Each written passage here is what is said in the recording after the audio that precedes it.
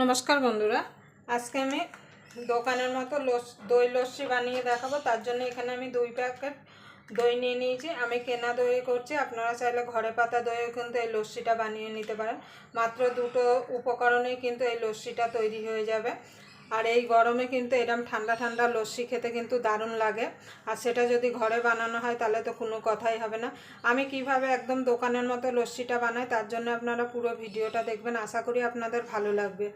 যদি রেসিপিটা আপনাদের ভালো লাগে তাহলে অবশ্যই একটা লাইক করে দেবেন, শেয়ার করে দেবেন, চ্যানেলটা সাবস্ক্রাইবার করে নেবেন আর পাশের বেল আইকনটা অবশ্যই বাজিয়ে দেবেন আমি যখন কোনো নিত্য নতুন রেসিপি আপলোড করব সবার আগে পাওয়ার জন্য।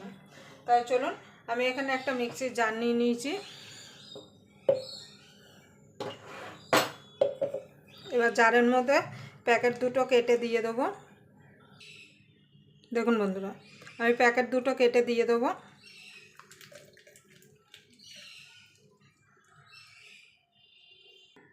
দেখুন বন্ধুরা, দিয়ে দেবো চিনি। মিষ্টিটা আপনাদের স্বাদ মতো দেবেন, যে যেমন মিষ্টি খেতে পছন্দ করেন।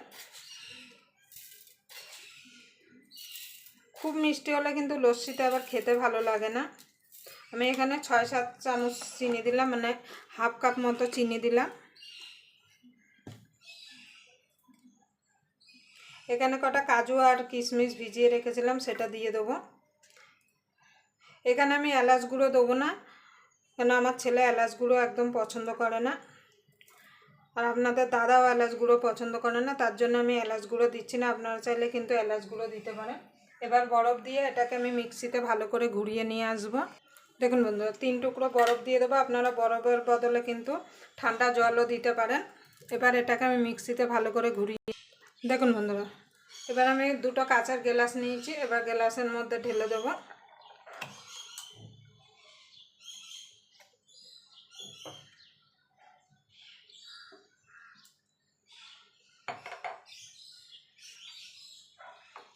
দেখুন বন্ধুরা, 2টো গ্লাসে ঢেলে দিচ্ছি।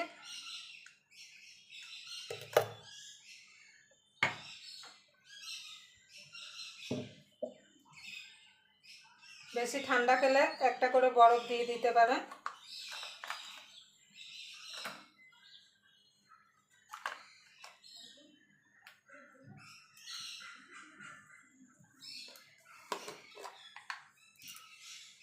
দেখুন বন্ধু, এবার দেখতে ভালো লাগার জন্য উপর থেকে একটুখানি পেস্তা এইভাবে দিয়ে দেবো, দেখতে ভালো লাগবে।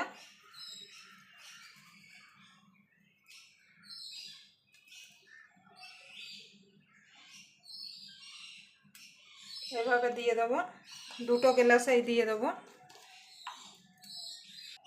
দেখুন বন্ধুরা, আপনারা এই গরমে কিন্তু এইভাবে বাড়িতেই লস্যি বানিয়ে নিতে পারেন। একদম মাত্র 2টো উপকরণে কিন্তু লস্যি তৈরি হয়ে যাবে, আর সময়ও একদম কম লাগে। 2 থেকে 3 মিনিটের মধ্যে কিন্তু এই লস্যি তৈরি হয়ে যাবে। এবার দিয়ে দেবো পাইপ।